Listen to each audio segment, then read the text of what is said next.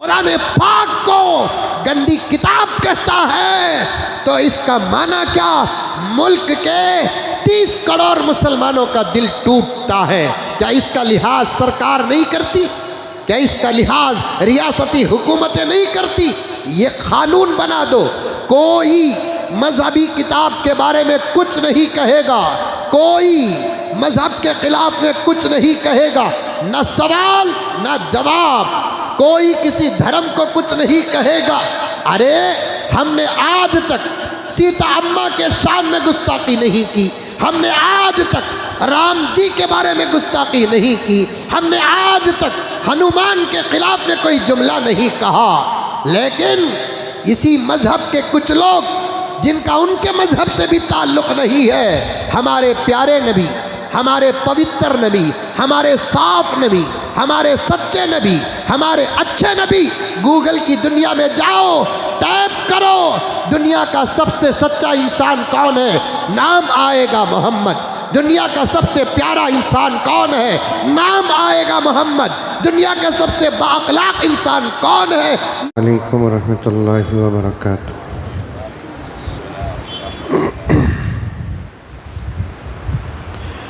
नहमदुहु व नुसल्ली अला रसूलिहिल करीम।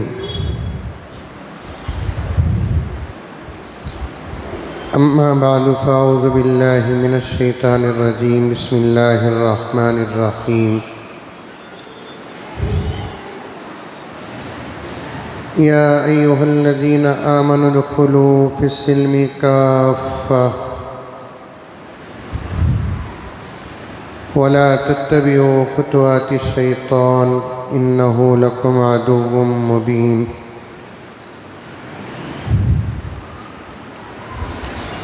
वक़ाल तआला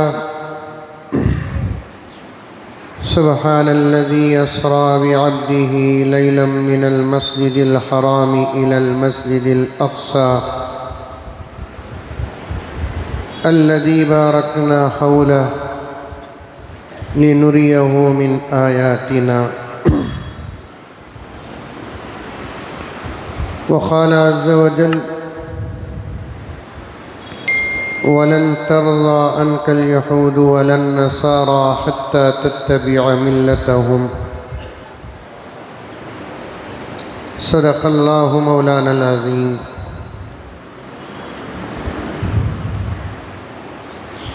अल्लाहुम्मा सल्लि अला सय्यिदिना नबिय्यिना मौलाना मुहम्मद व अला आलि सय्यिदिना नबिय्यिना मौलाना मुहम्मदिन व बारिक व सल्लिम।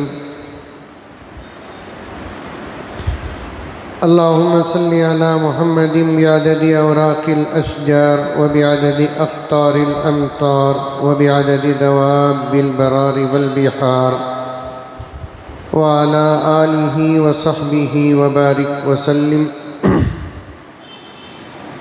अल्लाहुम्मा सल्लि अला मुहम्मदिन कमा हुवा अहलुहु व मुस्तहिक़्क़ुहु।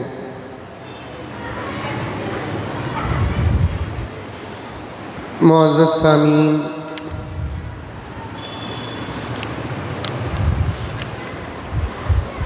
पूरी मोहब्बत के साथ, शौक़ के साथ, उल्फत के साथ, प्यार के साथ, अदब के साथ, एहतराम के साथ, इखलास के साथ दिल की गहराई से एक मरतबा दरूद शरीफ पढ़ लें।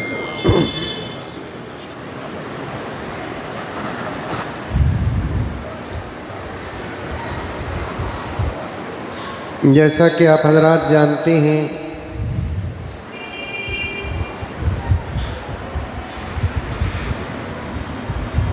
सरज़मीन फ़लस्तीन और मस्जिद अक़सा ये हमारा मौजू है और हमारा उन्वान है।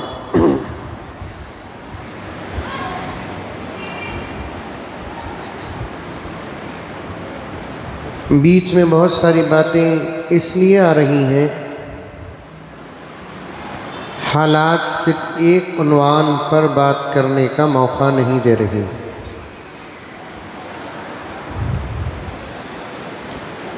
और हमारा अपना हाल भी ऐसा है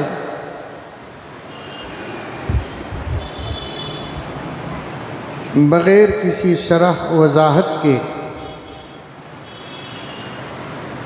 सरसरी तौर पर किसी उन्वान को पेश करना ना करने के बराबर है।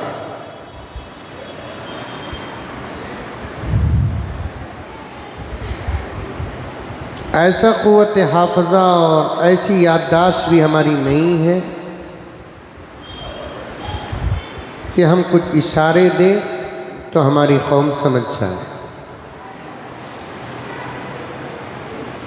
इसलिए खोल कर बयान करना पड़ता है, वरना हमेशा ये आजिज़ कहता है कि हमारा अपना मज़हब वजाहतों वाला भी है और इशारों वाला भी है। हमारे अपने मज़हब में वजाहतें भी हैं और इशारात भी हैं।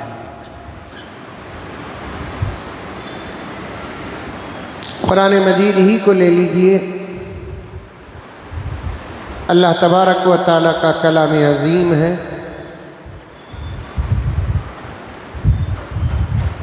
और पूरे दावे के साथ ख़ुद कुरान कहता है पूरी दुनिया में इस जैसा दूसरा कलाम है ही नहीं।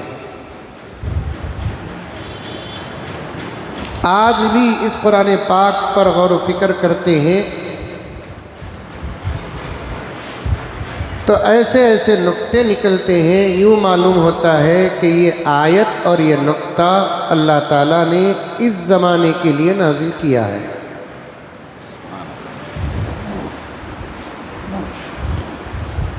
कसम अल्लाह की कुरान पाक के अल्फाज में अजीब व गरीब किस्म का जोड़ भी है।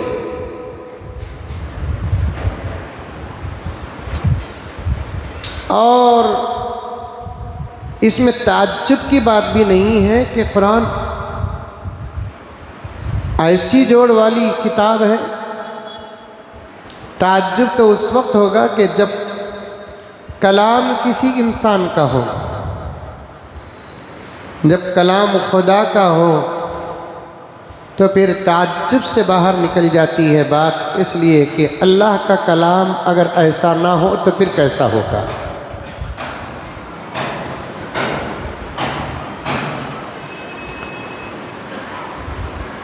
आज भी उलमाए किराम उम्मत के हालात को सामने रखकर जब कुरान खोलते हैं तो कोई न कोई सबक और कोई न कोई इलाज और कोई न कोई राज ज़रूर मिलता है।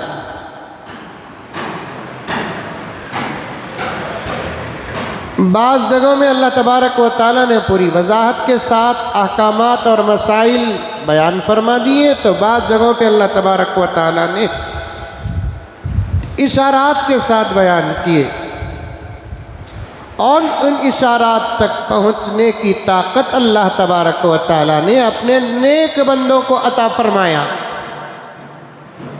ऐसा नहीं कि जो कुरान से दूर हो, कुरानी फ़नून से दूर हो, कुरानी ग्रामर से दूर हो, वो कुरान पर रिसर्च करता है तो उसे अच्छा नतीजा निकलता है। बल्कि बात ये है मेरे दोस्तों बड़े ताज्जुब की, जिसका इल्म कुरान के मुताबिक ना हो और फिर वो कुरान पर तहक़ीक़ करना चाहता है, बजाय वो हिदायत के गुमराह हो जाता है। अरे ये बात समझिए। फिर एक मर्तबा ये जुमला सुन लें आप,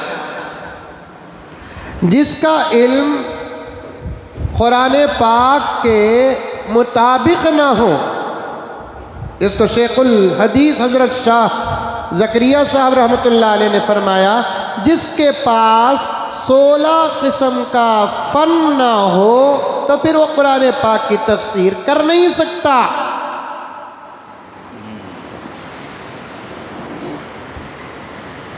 और इन फ़नून से ताल्लुक़ रखे बग़ैर और इन फ़नून का मलका अपने पास रखे बग़ैर अगर वो कुरान के समंदर में गोता लगाता है तो बजाय उसे हिदायत मिलने के वो गुमराह हो जाता है। तीर ना जानते हो तो तालाब में डुबकी लगाओ। तीरने वाले को देखकर डुबकी न लगाओ। कुछ तालाबें सरकारी होते हैं, वहां पर कोई तीरना चाहता है तो कुछ लोग रोकते हैं। अब रोकने वाले को तीरने की ख्वाहिश रखने वाला अगर ये पूछता है कि तेरे बाप का तालाब है, जैसे इसके बाप का तालाब नहीं उसके बाप का भी तालाब नहीं, लेकिन ये रोक रहा है क्यों? इसलिए कि तुझे तैरना नहीं आता। तैरना ना आए और वो तालाब में कूद जाता है तो बजाय तैरने के वो अपनी जान से हाथ धो लेता है। बिल्कुल इसी तरीके से जिसका इल्म कुरान पाक के इल्म के मुताबिक ना हो और जिसके हाथ में कुरान पाक को समझने के फुनून ना हो, वो लोग कुरान के बहरे बेकरार समंदर में गोता लगाते हैं या हदीस के समंदर में गोता लगाते हैं तो बजाय हिदायत के वो गुमराह हो जाते हैं। जैसा कि आजकल कई फिरके यही कुरान पाक का दामन थाम कर गुमराह हुए हैं। क्या कुरान पाक गुमराह करने वाली किताब है? क्या नबी का फरमान गुमराह करने वाले हैं? कुरान पाक तो सरापा हिदायत है। इसे देखने वाला हिदायत से आरास्ता, इसे पढ़ने वाला हिदायत से आरास्ता, इसे उठाने वाला हिदायत से आरास्ता, इसे सीने से लगाने वाला हिदायत से आरास्ता, इससे मोहब्बत करने वाला हिदायत से आरास्ता है। तो फिर इसका दामन थाम कर आदमी गुमराह कैसे हो सकता है? जितनी तुम्हारी ताकत है उतना इससे रिश्ता जोड़ो, हिदायत से आरास्ता हो जाओगे। ताकत से बाहर अगर तुम्हारी है तो तुम इससे रिश्ता जोड़ते हो तो गुमराह हो जाओगे।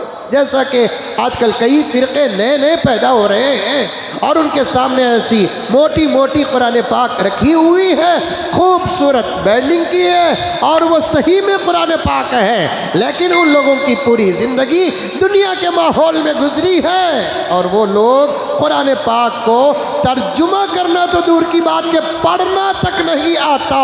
अब वो लोग तर्जुमा करके भोली भाली कौम को समझाने की कोशिश करते हैं। समझने वालों से पहले समझाने वाले गुमराह हो रहे हैं। इसीलिए मैं गुज़िश्ता जुमा या उससे पहली वाली जुमा या किसी जलसे में, मेरे लिए तो हर दिन जुमा का माहौल बन चुका है। हर दिन इस वक्त कहीं ना कहीं बयान हो रहा है। मुझे नहीं मालूम कि मैं कौन सी बात कहा। मैंने कहा कि उन लोगों के सामने बैठो जो लोग मुस्तनद उलमा व असातिज़ा के सामने बैठे हैं, इसलिए कि वो उनके सामने बैठे हैं जो मुस्तनद असातिज़ा हैं। ये सिलसिला चलते चलते सहाबा तक पहुंचा और सहाबा डायरेक्ट उस ज़ात अक़दस के सामने बैठकर कुरान समझा और पढ़ा जो ज़ात किसी और से कुरान नहीं ली, उसके ज़ात पर कुरान उतरा। अरे ये बात समझ। और उलमाए अहले सुन्नत वल जमात और हमारे अकाबिर और असातिज़ा का इस बात पर इत्तफाक है, इस सिलसिले को थाम कर रखो। इंशाअल्लाह ताला तुम्हारे सीने में भी वो नूर का हिस्सा पहुँचेगा जो हिस्सा डायरेक्ट सहाबा के सीने में, नबी के सीने से पहुँचा।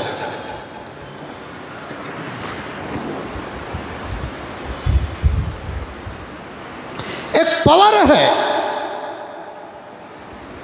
वहां से एक स्विच बॉक्स का कनेक्शन होता है, फिर वहां के एक जंक्शन से और एक स्विच बॉक्स का कनेक्शन होता है। ऐसे जोड़ते जाएंगे तार, तो फिर इन तारों का सिलसिला पवर तक पहुंचता है। वहां से यहां तक पहुंचने के रास्ते को छोड़कर दूसरा रास्ता इख्तियार करोगे तो फिर पवर तक आप नहीं पहुंचेंगे। आ रही है बात समझ में? पवर तक आप नहीं पहुंचेंगे। इसीलिए मैं कहता हूं कुरान पाक को समझना है, जरूर समझना है। हजरत मौलाना खलीलुर रहमान सज्जाद नौमानी नमत बरकातुम, अल्लाह सलामत रखे, उम्र में बरकत अता फरमाए, बड़ा दर्द पेश करते हैं। मुसलमानों, कुरान पाक का समझना तुम्हारे ऊपर वाजिब है, और इस उजूब को उम्मत का 99.9% तबका छोड़ चुका है।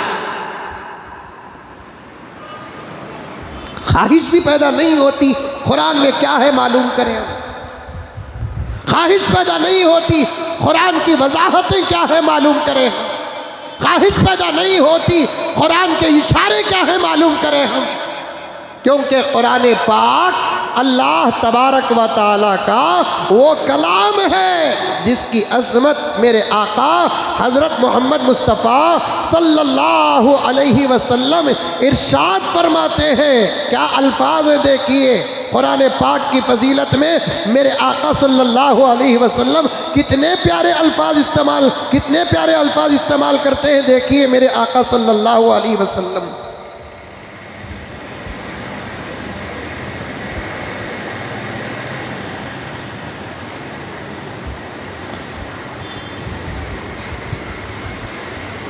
करीब मैंने एक रिवायत देखी है,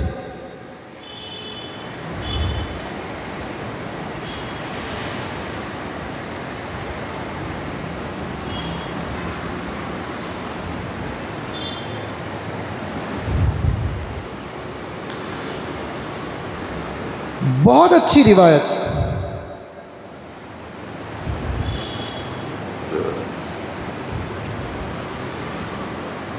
मिल गई अल्हम्दुलिल्लाह।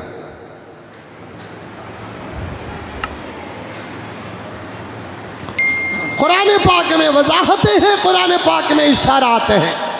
मैं एक बहुत दूर तक आपको आज लेकर जाना चाहता हूं और कुछ दुश्मनों के सवालात का जवाब देना चाहता हूं, लेकिन मेरी जो लिंक है मैं उसे छोड़ना नहीं चाहता। अल्लाह के नबी सल्लल्लाहु अलैहि वसल्लम कुरान पाक की तारीफ किन अल्फाज से करते हैं। देखिए कितनी प्यारी किताब है ये। किताबुल्लाह फीही नबउ मन क़बलकुम, ये अल्लाह की किताब है जिसमें तुम्हारे से पहले लोगों का अखबार भी है। व ख़बरु मा बादकुम, तुम्हारे बाद आने वाली लोगों की खबरें भी है।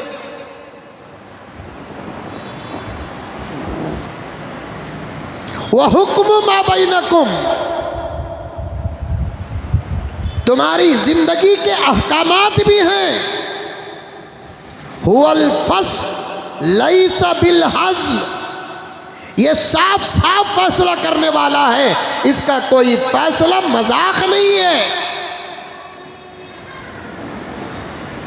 हुवा हब्लुल्लाहिल मतीन, ये अल्लाह की जबरदस्त रस्सी है, मजबूत रस्सी।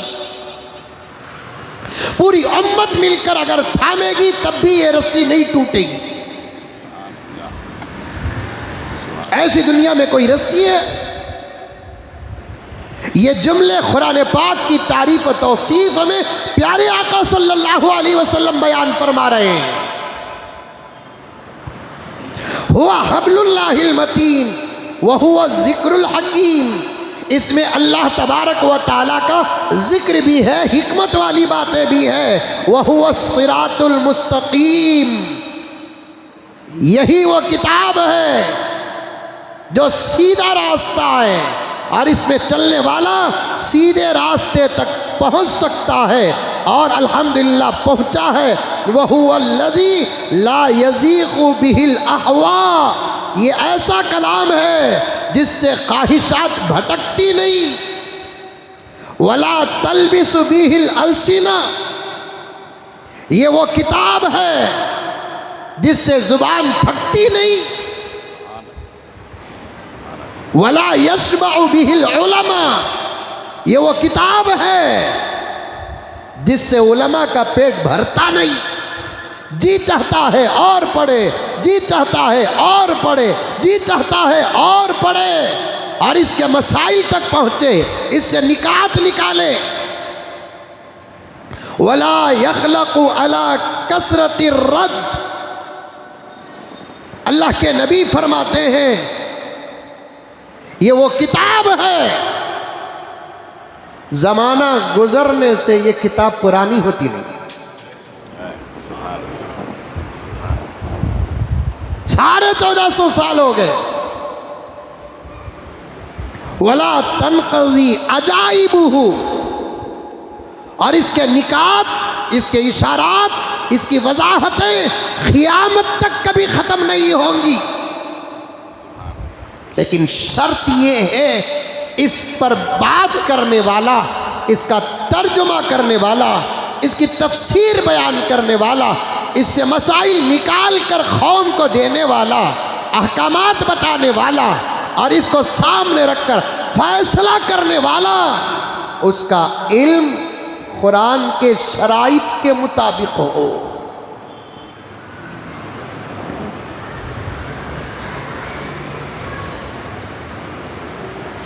वरना इतनी जबरदस्त किताब, इसके शराइत के मुताबिक अगर इल्म ना हो तो फिर इसका दामन थाम कर भी आदमी गुमराह हो सकता है।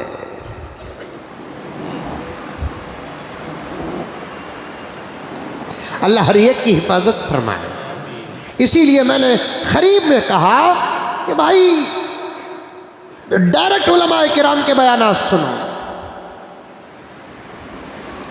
यूट्यूब के ज़रिए से बयान सुनने में ख़तरा है, क्योंकि उलमा की पहचान नहीं, हर कोई जमा हो रहा है।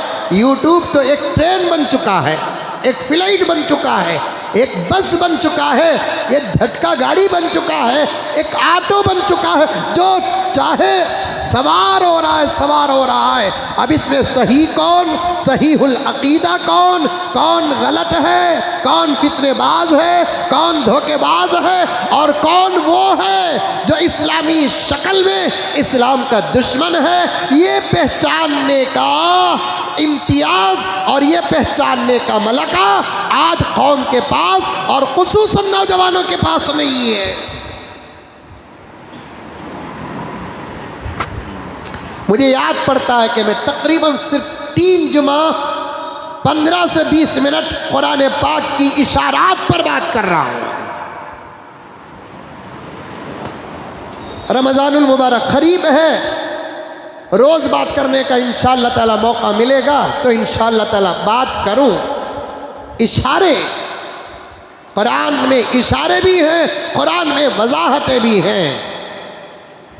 आज हमारे पास समझने की ताकत नहीं है, इसीलिए किसी भी उन्वान को सरसरी बोलने का मौका नहीं मिलता, पूरी गहराई में जाकर बयान करना पड़ता है। ये सिर्फ एक जमात थी सहाबा की जो हर किस्म का इल्म नबी के सदक़े हासिल कर ली, उनके लिए वजाहत और इशारे में कोई फ़र्क नहीं था। बावजूद इसके कभी कभी सहाबा किराम भी इशारे समझने में मुश्किल पाते थे, मुश्किल। उसके बाद सबको समझाना पड़ता है। सहाबा की एक जमात जिनका क़ुव्वत हाफ़ज़ा, जिनका ईमान, जिनके आमाल, जिनकी तक़वा, जिनकी तहारत, सब पर इत्तफ़ाक़ है, सब पर इत्तफ़ाक़। और मेरे दोस्तों, मुझे बड़ों की तरफ से मैं नाम लेना नहीं चाहता, आपका मेरा जो ताल्लुक़ है उस ताल्लुक़ को हमारे बड़ों ने महसूस करके मुझे ये हुक्म दिया है कि बार बार चंद बातों की तरफ नौजवानों के सामने इन इशारों को पेश करते रहो, तो मैं जहाँ गुज़रता हूँ उनके हुक्म के मुताबिक बात आती है तो मैं छेड़ देता हूँ। सहाबा की एक जमात ऐसी जमात है जो बेहस से बाहर है, बेहस से बाहर।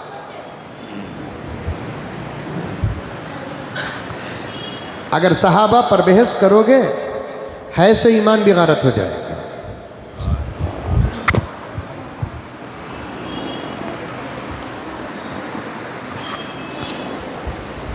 मैं तो इस वक्त नेट ऑफ किया हूँ, फिर ऑन करके फिर मैं आपको बताने के लिए वक्त लगेगा।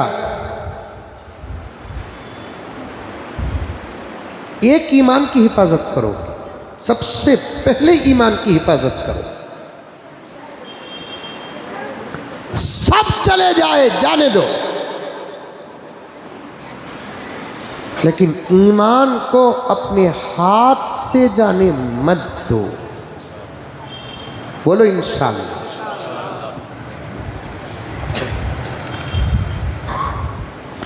ये हमारी सबसे बड़ी और कीमती दौलत है।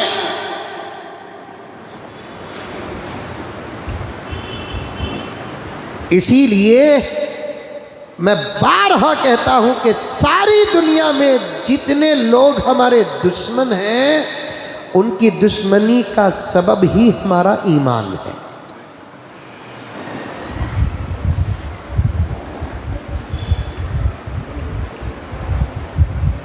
और ये बात समझ में, अल्लाहुम्मा हफ़ज़ना, खुदा न खास्ता अगर कोई दुश्मनों के मर्जी के मुताबिक काम कर दे तो फिर दुश्मन उनसे राजी हो जाएंगे।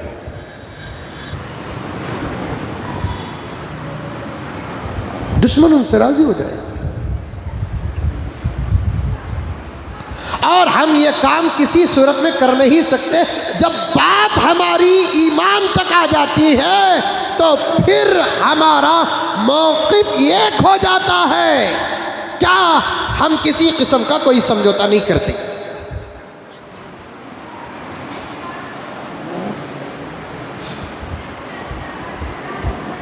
पाँच 10 मिनट घरों के अंदर इन बातों का मुज़ाकरा करो।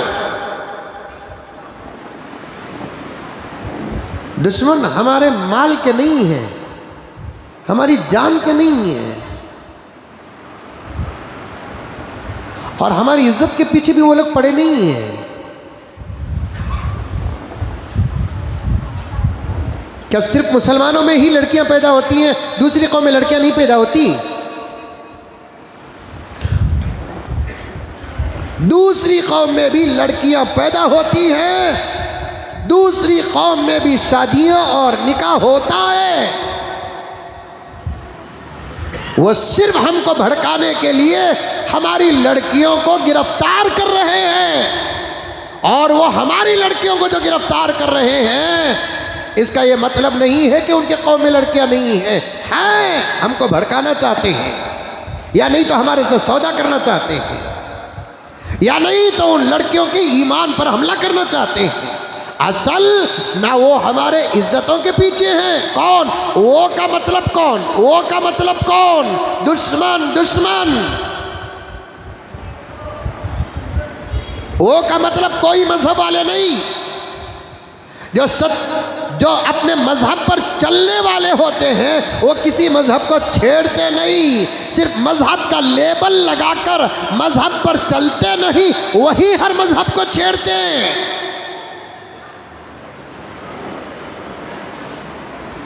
अल्लामा इकबाल ने क्या कहा? मजहब नहीं सिखाता आपस में बैर रखना, लाओ किताबें लाओ। मैं तमाम मजहब के लोगों से बड़े अदब के साथ गुजारिश करता हूँ, लाओ किताब।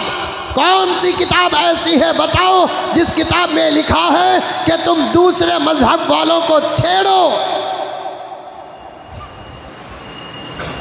दूसरे मजहब वालों को मारो, दूसरे मजहब की औरतों की इज्जतों के साथ खिलवाड़ करो। कौन सा मजहब है ऐसा बताओ जो मजहब यह कहता है कि दूसरे मजहब वालों का बाइकआउट करो? कोई मजहब नहीं, न कुरान में ऐसी बातें हैं, न रामायण में ऐसी बातें हैं, न गीता में ऐसी बातें हैं, न बाइबल में ऐसी बातें हैं, किसी किताब में नहीं है। इसीलिए जब बात हालात पर करने का मौका मिलता है तो उलमाए हक, अल्लाह ताला जिनकी ज़िंदगी कुरान और हदीस के माहौल में गुजार रहा है, ऐसे उलमाए किराम किसी मजहब का नाम नहीं लेते, दुश्मन लफ्ज़ इस्तेमाल करते हैं, जालिम लफ्ज़ इस्तेमाल करते हैं। और होना भी यही चाहिए, किसी भी मजहब का नाम लेकर कोई बयान ना हो, किसी भी मजहब का नाम लेकर कोई बयान ना हो। और हम मुसलमानों की दुश्मनी किसी के साथ नहीं है। इस्लाम माना ही अमन, इस्लाम माना ही सलामती, इस्लाम माना ही प्यार, इस्लाम माना ही शांति।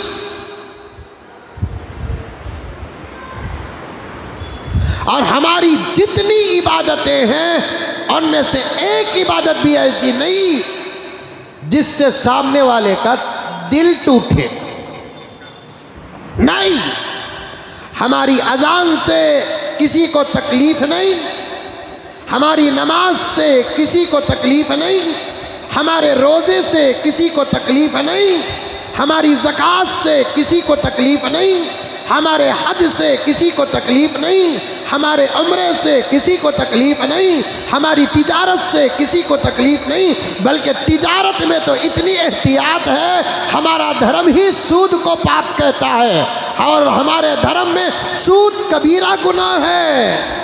हमारी तिजारत से किसी को नुकसान नहीं और हम जहाँ रहते हैं वहाँ से किसी को तकलीफ़ नहीं, इसलिए कि हमारा नबी, सब कह दो मोहम्मद सल्लल्लाहु अलैहि वसल्लम, जगत गुरु जिसके सदक़े में अल्लाह ने कायनात को पैदा किया, वो तो यहाँ तक बता दिया कि तुम जहाँ रहते हो तुम्हारे साजे जानिब, तुम्हारे बाएँ जानिब किसी भी मजहब का आदमी क्यों ना हो, अगर वो तुम्हारे खाने को अपना खाना समझता है उसके घर को बार बार खाना देकर भेजो, सालन देकर भेजो। कौन सी किताब में ये जुमला है बताओ, कौन सा बड़ा आदमी ये जुमला बयान किया है बताओ कि अपने सालन में पानी ज़्यादा मिलाएं। यही तो इस्लाम है। ये हमारे नबी ने कहा है, सालन को गाढ़ा और सालन को सख्त न बनाओ, सालन में पानी ज़्यादा मिलाओ, क्योंकि सालन एक ऐसी चीज़ है जब पकता है तो खुशबू बाहर निकलती है, गरीब के नाक तक पहुँचेगी, गरीब के बच्चों के नाक तक पहुँचेगी, वो भी ख्वाहिशात में डूब जाएंगे। तुम देकर भेजो और तुम पानी जब मिलाओगे देकर भेजने में कमी का गम और कमी का खौफ तुमको नहीं होगा।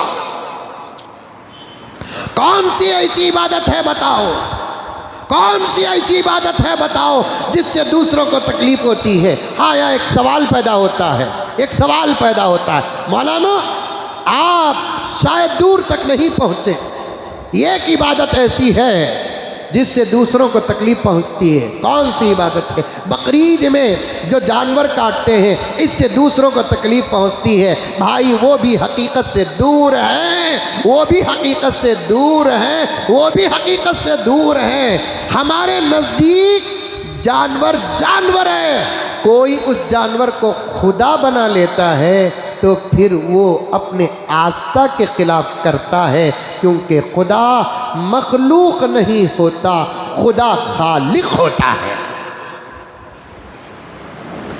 और गाय की परस्तिश की हिस्ट्री अगर उठाएंगे बहुत जल्द ये मसला ख़त्म हो जाएगा। गाय की पूजा की हिस्ट्री अगर उठाएंगे बहुत करीब में जाकर ये मसला नतीजे तक पहुंचेगा। शर्त ये है आमने और सामने वाले दिल और ज़ुबान साफ रखकर, दिल खाली रखकर, दिमाग खाली रखकर अगर इस मौजू पर बात करेंगे तो खुदा की कसम नतीजा निकल जाएगा। गाय हम ही नहीं काटते, हमारे हिंदू भाइयों के पुरुषों ने काटा। ये हमारी किताब में नहीं, हमारे हिंदू भाइयों की किताबों में लिखा हुआ है। इसीलिए हम जब बात करते हैं तो सामने वाले का धर्म का नाम नहीं लेते, सामने वाले का धर्म का नाम नहीं लेते। कोई धर्म से हमारी दुश्मनी नहीं है, किसी धर्म से हमारी अदावत नहीं है, उनसे भी हम मोहब्बत करते हैं। हमारे अल्लाह और ईश्वर के पास हम दुआ करते हैं कि ऐ अल्लाह तू सबका अल्लाह है, तू सिर्फ मुसलमानों का अल्लाह नहीं, मक्के वालों का अल्लाह नहीं, मदीने वालों का अल्लाह नहीं, दुबई बहरीन और कतर वालों का अल्लाह नहीं, फ़लस्तीन वालों का अल्लाह नहीं, ईरान और इराक़ वालों का अल्लाह नहीं। तू तो वो अल्लाह है जो सिर्फ ज़मीन वालों का अल्लाह नहीं, पूरी कायनात का तू तन्हा अल्लाह है। जो नेमत है अल्लाह आपने हमको अता की है, आप पूरे इंसानों को वो नेमत अता कर दे। हम अपनी दुआओं में ये जुमला ज़रूर कहते हैं। अब सामने वाला हमको दुश्मन समझता है तो मैं दो ही बात कहूंगा, या तो दिल दिमाग खराब है या नहीं, दिल दिमाग खराब है या नहीं तो वो जाहिल है, समझा नहीं कुरान को, समझा नहीं इस्लाम को, समझा नहीं मोहम्मदुर रसूलुल्लाह को, समझा नहीं मुसलमानों को, और जो चाहे कह देता है। अल्लाह अकबर। हमेशा इस ताक में कुछ लोग दुश्मन रहते हैं। मुसलमान गुरु कहाँ अटकेंगे, मुसलमानों के बड़े कहाँ अटकेंगे, मदरसे का कौन सा पैगाम कानून के ख़िलाफ़ आएगा, मस्जिद का कौन सा अमल कानून के ख़िलाफ़ आएगा, इसी के पीछे पड़े रहते हैं, इसी के पीछे पड़े रहते हैं। अल्लाह अकबर। अपने हालत पर कोई नज़र नहीं डालता। मुझे तो कहना नहीं है, फिर भी मैं वजाहत के लिए कहता हूँ। मुझे ईमान पर बात करना है, सहाबा पर बात करना है, मुझे एक छोटे से क्लिप पर बात करना है। मुफ्ती सलमान अजहरी साहब को गिरफ्तार किया गया और उन्होंने शेर का लफ्ज़ बदला। शेर का लफ्ज़ बोला तो वो जंगल के शेर का नहीं, शेर, शेर, शीन ऐन रा, शेर, शीन या रा शेर, वो जंगल का शेर। उन्होंने वो शेर तो मैं भी कई जगह पर पढ़ा हूँ अल्हम्दुलिल्लाह। उन्होंने उस शेर का एक लफ्ज़ बदला। उनको चाहिए था कि जब उन्होंने वो लफ्ज़ जहाँ इस्तेमाल किया तो उसके मुकाबले में, कुत्तों के मुकाबले में शेर का लफ्ज़ लेकर आते तो फिर कोई बात नहीं। कुत्तों का वक्त है, शेरों का दौर आएगा, ये कह देना था। तो उनसे कुछ भूल हुई, क्या हुई हो जाती है, उसे क्या करेंगे। फिर उन पर मुकदमे दायर हुए, गिरफ्तारी हुई। चलो, किसी के दिल को ठेस पहुंचती है तो हमारा दस्तूर उसे भी गिरफ्तार करने का हुक्म देता है। लेकिन सवाल ये है कि एक मौलाना ने तकरीर में एक लफ्ज़ का इस्तेमाल किया, हुकूमत ने उनको गिरफ्तार किया। अब मैं बताऊं कितने सामने वाले इस्लाम के खिलाफ कुत्तों की तरह भौंकते हैं। हुकूमत उनको गिरफ्तार क्यों नहीं करती? इसका मतलब यह है कि हमारे मुल्क का इंसाफ कमजोर होता जा रहा है। हमारे मुल्क के इंसाफ के तराजू के पल्ले ऊंच नीच हो रहे हैं।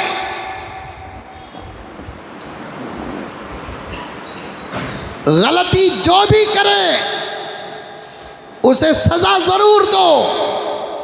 मजहब को रखकर गिरफ्तार करना, मजहब को सामने रखकर माफ करना, यह इंसाफ के कमजोर होने की मजबूत अलामत है, मजबूत अलामत।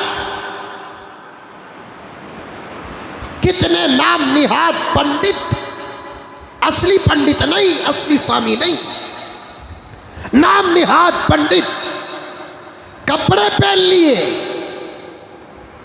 अपने सनद और सर्टिफिकेट और डिग्री के मुताबिक कपड़े पहन लिए, लेकिन हकीकत में वो ना स्वामी हैं ना पंडित हैं। और उनके कैसे कैसे बयानात आते हैं, उनको हुकूमतें क्यों गिरफ्तार नहीं करती? जवाब दो मुझे। गुजरात की हुकूमत जवाब दे, यूपी की हुकूमत जवाब दे, मुल्क की हुकूमत जवाब दे। मस्जिदों को दहशतगर्दी के अड्डे कहते हैं, हमने कभी मंदिरों को दहशतगर्दी के अड्डा कहा? पूरे मुल्क से खिताब कभी कभी मौलाना अरशद मदनी का होता है, मौलाना सज्जाद नोमानी का होता है, मौलाना महमूद मदनी का होता है, मुहतमिम दारुल उलूम देवबंद हजरत मौलाना मुफ्ती अबुल कासिम नोमानी दामत बरकातुहू का होता है। कोई एक जुमला बताओ जिसमें उन्होंने, कोई एक बयान बताओ जिसमें उन्होंने कहा है कि मंदिरें दहशतगर्दी के अड्डे हैं, आश्रमाएं दहशतगर्दी के अड्डे हैं। लेकिन हम 20 नाम निहाद पंडितों को बताएंगे। नाम निहाद एक लफ्ज़ है जो ग्रामर से ताल्लुक़ रखता है, तकरीरी उसूल से ताल्लुक़ रखता है, जवाब के कवानीन से ताल्लुक़ रखता है। हम 20 पंडितों को बताएंगे, 20 नाम निहाद सामियों को बताएंगे। उनकी ज़ुबान से न गीता की बातें आती है, उनके ज़ुबान से न महाभारत की बातें आती है, उनके ज़ुबान से न वेदों की बातें आती है। सिर्फ और सिर्फ उनका जीना और मरना इस्लाम के ख़िलाफ़ का मंशा बन चुका है। वो बैठते हैं तो इस्लाम के ख़िलाफ़, उठते हैं तो इस्लाम के ख़िलाफ़, सोते हैं तो इस्लाम के ख़िलाफ़। उनका मिशन मस्जिदों के ख़िलाफ़, उनका मिशन मदरसों के ख़िलाफ़, उनका मिशन हया के ख़िलाफ़, उनका मिशन निकाब हिजाब के ख़िलाफ़ होता है। ऐसे दहशतगर्दों को रियासती हुकूमतें क्यों गिरफ्तार नहीं करती? इस सवाल का जवाब दें। मेरे इस सवाल को अगर आप दहशतगर्द करते हैं तो कर लीजिए, लेकिन जवाब दें। मैं उस नापाक नाम निहाद पंडित का नाम तक लेना नहीं चाहता। मुझे डर है कि उसका नाम लूं तो मेरी जुबान गंदी हो जाएगी। वो बारहा कहता है हमारे पवित्र कुरान के बारे में गंदी किताब।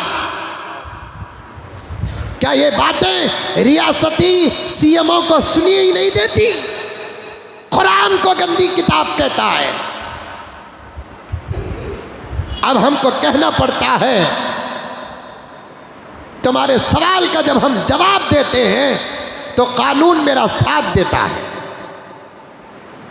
यह और बात है कि तुम्हारी लाठियां जुल्म के मुताबिक उठती है तो हम मजबूर हैं। तुम्हारा खलम जुल्म के मुआफिक चलता है तो हम मजबूर हैं। तुम्हारी गोलियां मजलूम की तरफ चलती है तो हम मजलूम हैं। लेकिन जब जवाब होता है तो कानून हमारा साथ देती है। कुरान पाक को गंदी किताब कहते हैं, पकड़ना चाहिए। जब कुत्तों का वक्त है, हमारा दौर आएगा।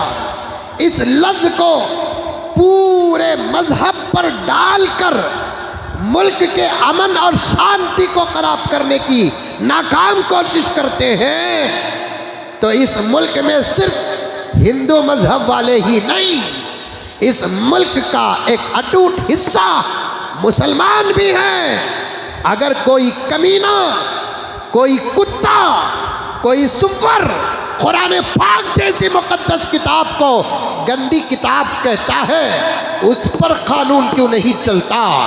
उसे पुलिस क्यों गिरफ्तार नहीं करती?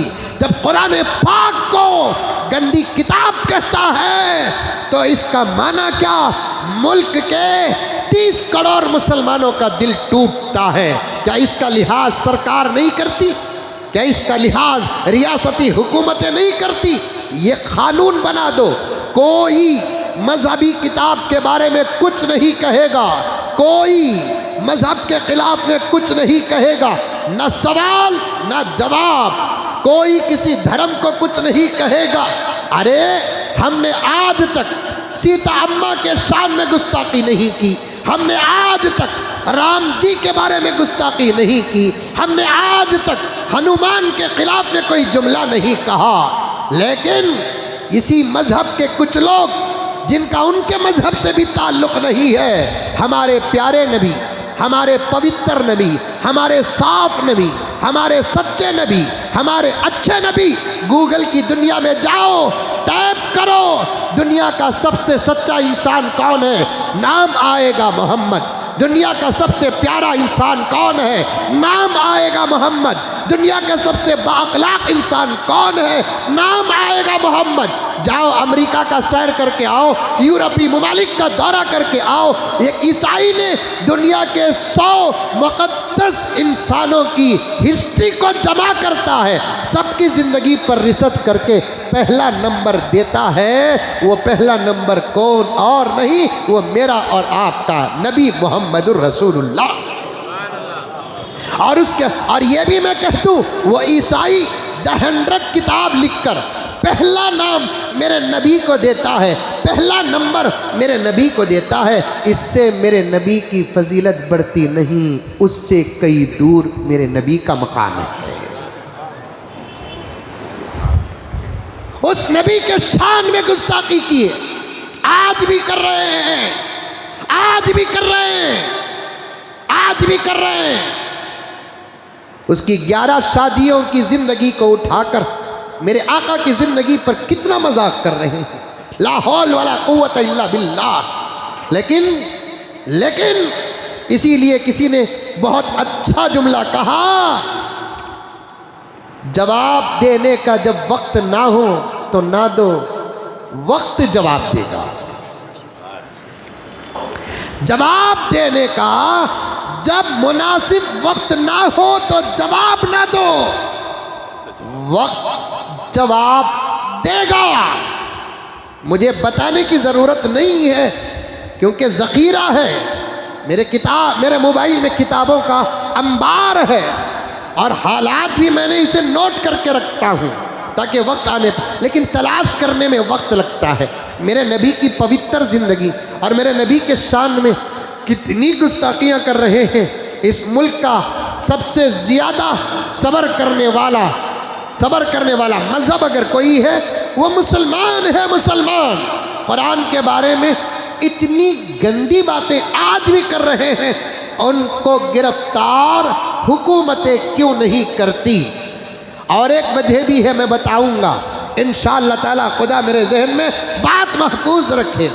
मेरे कुरान पर, आसमान से उतरने वाली किताब पर, हर किताब के लिखने वाले का नाम किताब के अंदर होता है, लेकिन कुरान पाक के इधर का सफ़ा उठाकर देखो कि इधर का सफ़ा उठाकर देखो कौन किताब लिखा, उसका नाम नहीं लिखा हुआ होता है। मेरी बात को बड़ी गहराई में जाकर समझो मेरे प्यारों। अंधे बनकर रहने का ज़माना नहीं है, नादान बनकर रहने का ज़माना नहीं है। हमारी वजाहतें भी समझो, हमारे इशारे भी समझो। हर किताब के पहले अट्टे में या पहले सफ़े में किताब लिखने वाले का नाम होता है, लेकिन कुरान पाक का पहला अट्टा उठाकर देखो, सफ़ा उठाकर देखो, अल कुरआनुल करीम, अल कुरआनुल अज़ीम, अल कुरान तो लिखा हुआ होता है। ये कुरान की प्रिंटिंग कहाँ हुई? वो तो लिखी हुई होती है, किताब लिखने वाले का नाम नहीं होता, क्योंकि ये किताब लिखी नहीं गई, ये तो खुद ईश्वर और अल्लाह के ज़ात से निकली हुई किताब है। इसे गंदी किताब करते कहते हैं। हमने सब्र कर लिया, हमने सब्र कर लिया। इसके अंदर गंदापन क्या है? बेहतर है कि एक मर्तबा पढ़ लेते। ये गंदी किताब इसलिए हो गई, इसमें चोरों की सजा है और चोर को गुस्साएगा। ये गंदी किताब इसलिए हो गई, नऊज़ बिल्लाहि मिन ज़ालिक, इसमें जानियों और बलात्कारों की सजा है। और जानियों को, बलात्कारों को गुस्सा जरूर आएगा। ये गंदी किताब इसलिए है, धोखा देने वालों की सजा इसके अंदर है। ये गंदी किताब इसलिए है, ये अल्लाह को छोड़कर मखलूक की इबादत करने से ये किताब रोकती है। ये गंदी किताब इसलिए है, झूठ बोलने वालों के खिलाफ इसके अंदर हुक्म है। ये गंदी किताब नऊज़ुबिल्लाहि मिन ज़ालिक इसलिए है, जिसका दिल खराब है उसका हुक्म इसके अंदर है, इसलिए गंदी किताब हो गई। ला हौल वला कुव्वता इल्ला बिल्लाह। एक नाम निहाद स्वामी और पंडित, ऐसे मालूम होता है कि जब वो पैदा हुआ तो उसकी माँ सिवाय करेले के और कुछ नहीं खाया है, फिर उसे भी गिरफ्तार करो ना। 30-35 करोड़ मुसलमानों का दिल टूट रहा है। हमने कभी गीता के खिलाफ कुछ कहा? रामायण के खिलाफ कुछ कहा? महाभारत के खिलाफ कुछ कहा?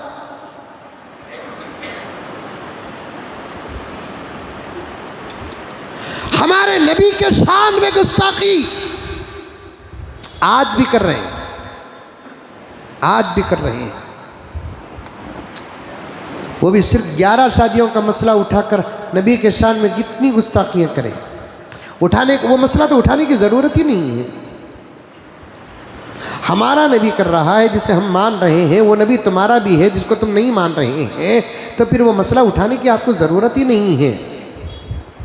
लेकिन तुमने खामखा उस मसले को उठाया, शान में गुस्ताखी की।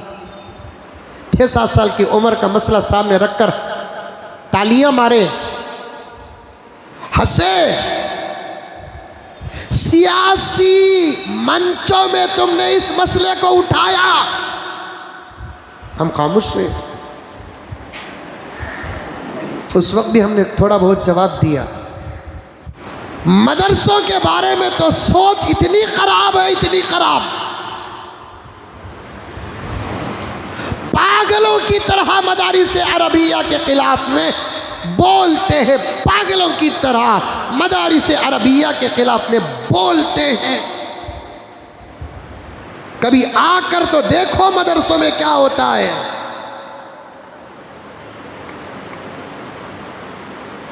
कभी जाकर तो देखो मदरसों में क्या होता है। इतनी पाकीज़ा जिंदगी और इतना पाकीज़ा माहौल जो मदारिस अरबिया में आपको नज़र आएगा, इतना पाकीज़ा माहौल दुनिया के किसी भी जगह पर नज़र नहीं आएगा। कितने कॉलेजेस ऐसे हैं वहाँ के टीचर्स अपने स्टूडेंट्स से बेजार हैं। अपने कॉलेज में पढ़ने वाले बच्चे और बच्चियों की मिली हुई जिंदगियों से टीचर्स परेशान हैं। कितने कॉलेजेस ऐसे हैं जहां के टीचर्स अपने स्टूडेंट्स की बेअदबी से बेजार हैं। कितने कॉलेजेस ऐसे हैं जहां के स्टूडेंट्स से टीचर्स सिगरेट और बीड़ी पीने की वजह से परेशान है।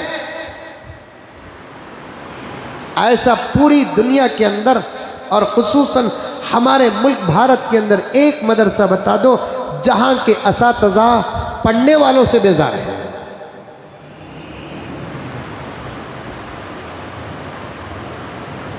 जहां के पढ़ाने वाले पढ़ने वालों से बेजार हैं। लेकिन उठे बैठे एक ही मौजू है, मदारिस मदारिस मदारिस।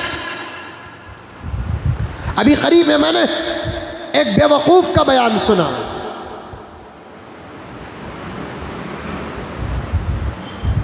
कहता है कि मदारिस में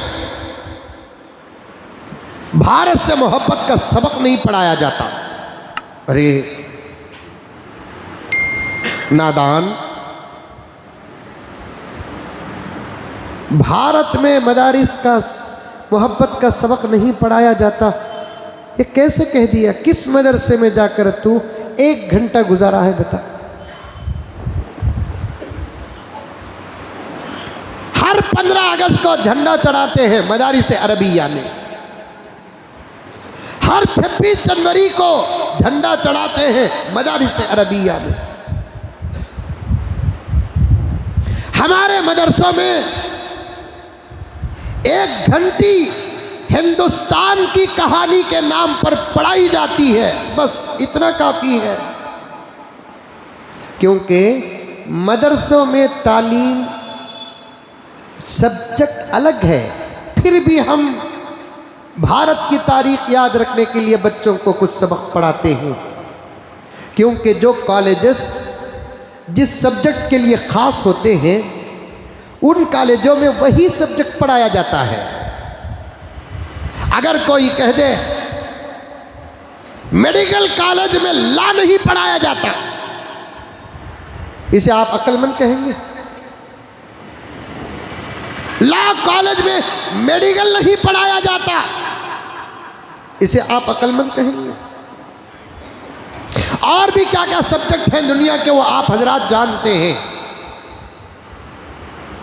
जहाँ दुनियावी तालीम दी जाती है, वहाँ मजहबी तालीम को लाकर जोड़ना ये भी नादानी है। जहाँ मजहबी तालीम दी जाती है, वहाँ दुनियावी तालीम को लाकर जोड़ना ये भी नादानी है। कॉलेजेस हो के मदारिस जिस सब्जेक्ट के लिए ख़ास करते हैं, उन कॉलेज और मदारिस में वही सब्जेक्ट पढ़ाया जाएगा। आ रहा मसला दहशतगर्दी का, तुम 100 बार भी पैदा हो जाओ, किसी मदरसे को आप दहशतगर्दी का अड्डा साबित ही नहीं कर सकते। यही मदरसे वाले थे जो अंग्रेज़ों से टकराए, यही मदरसे वाले थे जो तोपों का मुकाबला सीनों से किया, यही मदरसे वाले थे जो गोलियां खाकर सीनों को झल्ली किया, यही मदरसे वाले थे जो अंग्रेज के खिलाफ आज़ादी का नारा सबसे पहले लगाया। और इन्हीं मदरसे वालों को तुम दहशतगर्दी मदरसों के खिलाफ। आज तक हम किसी आश्रम को कुछ कहा? आज तक किसी आश्रम को हम कुछ कहा? मस्जिदों के बारे में तो अभी एक इस मुल्क की औरत, अब मैं क्या कहूँ उसे समझ में नहीं आता। असल में क्या है कि इस्लाम एक ऐसी सीढ़ी है जिस पर कदम रखेंगे तो दुनिया में बहुत जल्दी चेहरा नज़र आएगा। उनको अच्छा मालूम है, वो किसी भी प्लेटफॉर्म में जल्दी शोहरत पाना चाहते हैं तो उनके लिए इस्लाम ही सहारा बन रहा है। यही हाल है। जितनी हुकूमतें और पार्टियां हैं, 2024 तक आने वाले इलेक्शन तक जितनी हमारे मुल्क की पार्टियां हैं, वो तमाम पार्टियां इलेक्शन तक इस्लाम के खिलाफ कुछ भी अगर ना बोले, सिर्फ राजनीति पर बात करेंगे, तो फिर नतीजा किसका क्या निकलेगा इंशाअल्लाह जब वक्त आएगा हम सब मिलकर देख लेंगे। इनकी कुर्सियों का दारो मदार इस्लाम। मैं तो यहां तक कहता हूं, इस्लाम के खिलाफ ना बोले, इनको कुर्सियां क्या मिलना, इनके घर के चूल्हे नहीं सुलगेंगे। ऐसे लोगों को मैं कहना चाहता हूं, और मेरे मुल्क के हिंदू भाई सब मेरे भाई हैं। मैं इन दुश्मनों को, जालिमों को कहना चाहता हूं, चंद दिन तक तुम इस्लाम के खिलाफ बोलना छोड़ दो, फिर तुम्हारे घर से लेकर तुम्हारे ऑफिसों तक और तुम्हारे घर से लेकर तुम्हारी कुर्सियों तक तुम्हारा अंजाम क्या होगा हमारा भारत देख लेगा। हमारा भारत देख लेगा। तुम इस्लाम के खिलाफ जो चाहे वो बोल रही है। किसी औरत ने क्या कहा, सबसे पहले जुमे पर पाबंदी लगाओ। छोटे मस्जिदों में 15 आदमी कहते हैं, बड़े मस्जिदों में 20 आदमी कहते हैं। याद रखो, मुसलमानों में तुमसे भी कहना चाहता हूँ, और इस्लाम के दुश्मनों से भी कहना चाहता हूँ, तुम सर नीचे पैर ऊपर कर लो, कुछ देर की खुशी कुर्सियाँ तुमको मिल तो ज़रूर जाएंगी, लेकिन इस्लाम का बाल भी बिगाड़ नहीं सकते। तुम कुछ बोल कर कुछ तालियां तो सुन लोगे, कुछ नारे तुम्हारे दिल और दिमाग को खुश कर देंगे, लेकिन इस्लाम का बाल भी बिगाड़ नहीं सकते तुम। क्यों? 1450 साल से नहीं, हजरत आदम से लेकर अब तक इस्लाम का ये दावा है, ये किसी इंसान का बनाया हुआ धर्म नहीं, ईश्वर का उतारा हुआ मजहब है। किसी इंसान का बनाया हुआ धर्म नहीं। मुसलमानों, कुछ बातें ऐसी हैं जिसमें तुमको डरने की कोई जरूरत नहीं है। राजस्थान में अगर यूसीसी बिल पास हो गया, हो जाने दीजिए। बिलों के फाइल और पास होने से हमारा धर्म बदलता नहीं इंशाअल्लाह ताला। जब, हाँ, मैं एक जुमला गौर से सुनो, बोला कि नहीं बोला, धर्म खत्म हो सकता है दुनिया में, बदल नहीं सकता। समझो भाइयों, नौजवानों, मेरे जुमले को समझो। धरती से धर्म उठा लिया तो जरूर जाएगा, बदला नहीं जाएगा। अल्लाह उठा लेंगे कुरान को क़यामत के करीब, अल्लाह उठा लेंगे मस्जिदों को, अल्लाह उठा लेंगे उलमा को, अल्लाह उठा लेंगे इस्लाम को, लेकिन कुरान को, इस्लाम को, मस्जिदों को और उलमा को अल्लाह ताला दुश्मनों के हवाले नहीं करेंगे इंशाअल्लाह। मेरे नबी के ज़ुबान से निकला हुआ जुमला पत्थर की मजबूत लकीर से भी ज्यादा सच्चा और पक्का है। इस्लाम उठा लिया जाएगा, लेकिन इस्लाम बदला नहीं जाएगा। दुनिया की कोई ताकत इंशाअल्लाह सुम्मा इंशाअल्लाह, बात पक्की है कि इस्लाम का एक मसला बदल नहीं सकते। 3 तलाक की बिल पास हुई, कहाँ अमल हो रहा है? वो लोग अमल करते होंगे, शायद मुझे माफ फरमा दे, माफ फरमा दे, वो लोग अमल करते होंगे जिनका ईमान 5% भी ना हो, या नहीं तो उनका खून खराब हो। वो लोग अमल नहीं करते। इस्लाम के किसी भी मसले के खिलाफ की बिल हमारे सामने आना तो दूर की बात, हमारी छांव से बाहर भी गुजर नहीं सकती। जिसका कानून इस्लाम के कानून से टकराता है, तुम्हारी अपनी तसल्लियां हैं, तुम बना लो, लेकिन मेरी ख्वाहिश बताता हूं मैं, मेरी इच्छा बताता हूं मैं कि मुल्क में अमन का काम करो, मुल्क में प्यार का काम करो।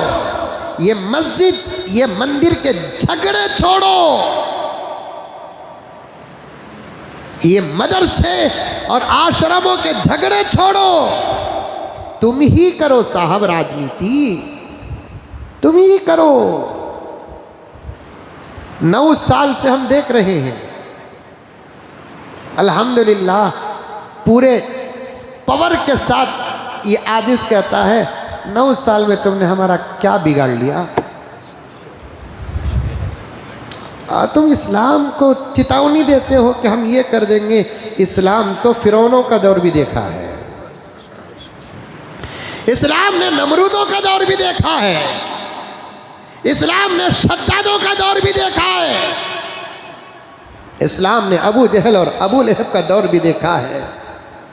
बैकाट की बातें करते हो, मुसलमानों से कोई चीज़ ना खरीदो, मुसलमानों को कोई चीज़ ना बेचो, मुसलमानों को दुकान में काम के लिए न रखो, मुसलमानों के दुकान में जाकर कोई चीज़ न खरीदो। तौबा तौबा। हमने कभी कहा चलो ऐसा बाइकाट नाफिज भी हो जाए। मेरे नबी की ज़िंदगी में इसका भी सबक मिलता है। मेरे नबी को मक्के के मुशरिकीन 3 साल बाइकाट करके रखे थे, क्या इस्लाम दफन हो गया? 3 साल मेरे नबी और मेरे नबी के चहीते मुख्तसर सहाबा को मक्के की सरजमीन में बाइकाट करके रखा था, वो भी 1 साल नहीं 3 साल। क्या नबी और नबी के उस वक्त के मुख्तसर सहाबा खाए पिए नहीं? बाइकाट के ऐलान को चींटियां काट कर फेंक दिए। ये सब क्यों है? मुल्क को एक घर बनाओ, खूबसूरत घर बनाओ, प्यार का गुलिस्ता बनाओ,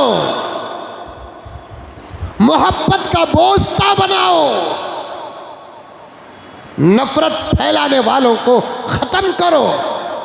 और जितने उलमाए किराम को तुम भड़काऊ भाषण देने वाले कह रहे हैं, मरना तुमको भी है, मरना हमको भी है। मैं कहता हूं कि इस मुल्क में एक मौलाना भी भड़काऊ भाषण नहीं देता, वो तो अमन का पैगाम देता है या नहीं तो तुम्हारे सवाल का जवाब देता है। भड़काऊ भाषण हम देते नहीं, हम तो सदाकत का भाषण देते हैं, अमानत का भाषण देते हैं, प्यार का भाषण देते हैं, इज्जत का भाषण देते हैं, हिफाजत का भाषण देते हैं, नमाज का भाषण देते हैं, रोज़े का भाषण देते हैं, ज़कात का भाषण देते हैं और हज का भाषण देते हैं। एक मोहतरमा मुफ्ती सलमान अजहरी साहब के गिरफ्तारी के बाद मुझे यही एक साहब ने एक छोटी सी क्लिप भेजी और भेजने के बाद उसमें मैंने उस डिबेट को देखा। मैं ये बातें आपको इसलिए कह रहा हूँ, हमारे से ज़्यादा रिश्ता तुम्हारा यूट्यूब के साथ है। कहीं ये मीठे मीठे जुमले जो फ़ौरन दिल दिमाग को बदलने के लिए काम आती है, इससे तुम्हारा दिमाग ना बदले, उसकी हिफाजत का मैं काम कर रहा हूँ। वरना मुझे इस बात का अफसोस है कि मुझे कुरान के और पैगामात पहुँचाना है, हदीस के और पैगामात पहुँचाना है, सदाकत का सबक देना है, अमानत का सबक देना है, हया का सबक देना है, प्यार का सबक देना है। अल्लाह अकबर। लेकिन जब हालात आ जाते हैं, कुछ लोग ऐसे छोटे छीटे क्लिप को देखकर अपना दिमाग ख़राब कर लेते हैं। एक साहब मुफ्ती सलमान अजहरी साहब के गिरफ्तारी के बाद डिबेट में बैठे, मुझे भी बहुत सारी जगह से डिबेट को बुलावा आया। मैंने साफ कह दिया कि साहब मैं इनकार कर रहा हूँ, मैं नहीं आ सकता डिबेट को, इसलिए कि डिबेट में सिवाय चीखने चिल्लाने के और कोई काम नहीं होता। डिबेट किसे कहते हैं? बहस को कहते हैं, मुनाजरे को कहते हैं। अगर मेरे से अच्छी बात आ जाए आप कबूल कर लें, आपसे अच्छी बात आ जाए मैं कबूल कर लूँ, और सब एक दूसरे की बात समझकर मोहब्बत के साथ किसी डिबेट में उठे हो, वो क्लिप मुझे भेजे, मैं सल्यूट करूँगा, सल्यूट करूँगा। ऐसा एक डिबेट नहीं बता सकते कि आपके दिल में कोई बात हो, आप उसे पेश कर रहे हैं, मैं उसका खुलासा कर रहा हूँ, आप उसे एक्सेप्ट कर रहे हैं। मेरे दिल में कोई गलत बात हो, मैं उसे पेश कर रहा हूँ, आप उसका खुलासा कर रहे हैं, मैं उसे एक्सेप्ट कर रहा हूँ। फिर तमाम लोगों की तरफ से नुमाइंदा बनकर मैं आगे बढ़ूँ, वो आगे बढ़े, मैं मुसाफा करूँ, वो मुसाफा करे, मैं गले लगाऊँ, वो गले लगाए। ऐसा एक डिबेट बता सकते हैं, मुझे भी बुलावा आता है, आइए गुरुजी आप, आइए मौलाना आप, बहस करेंगे इन मसाइल पर। मैंने कहा कि नहीं, मेरे पास इतना वक्त नहीं है कि मैं अपना ये कीमती वक्त ऐसे बेकार के डिबेटों पर बर्बाद करूं। मुझे अभी कुरान पढ़ना है, मुझे अभी हदीस पढ़ना है, मुझे शरीयत पढ़ना है, मुझे इस्लाम पढ़ना है। ऐसा नहीं कि मैं सब कुछ पढ़ चुका हूँ। इल्म के समंदर में अभी एक चल्लू पानी हमें अभी नहीं पिए हैं, इतना बड़ा समंदर बाकी है। मैं वक्त का ज़ाय करूँ। लेकिन डिबेट में जो लोग बैठते हैं, और डिबेट में क्या होता है, सिवाय चीखने और चिल्लाने के और कुछ नहीं होता। अब डिबेटों में गालियां भी हो रही हैं, मार धाड़ भी हो रही है। एक तरफ औरत बैठती है और एक तरफ मर्द बैठता है, दोनों के दरमियान में जुबान की बाजी। जब हाथ पार कर जाती है, औरत उठकर एक तमाचा देती है।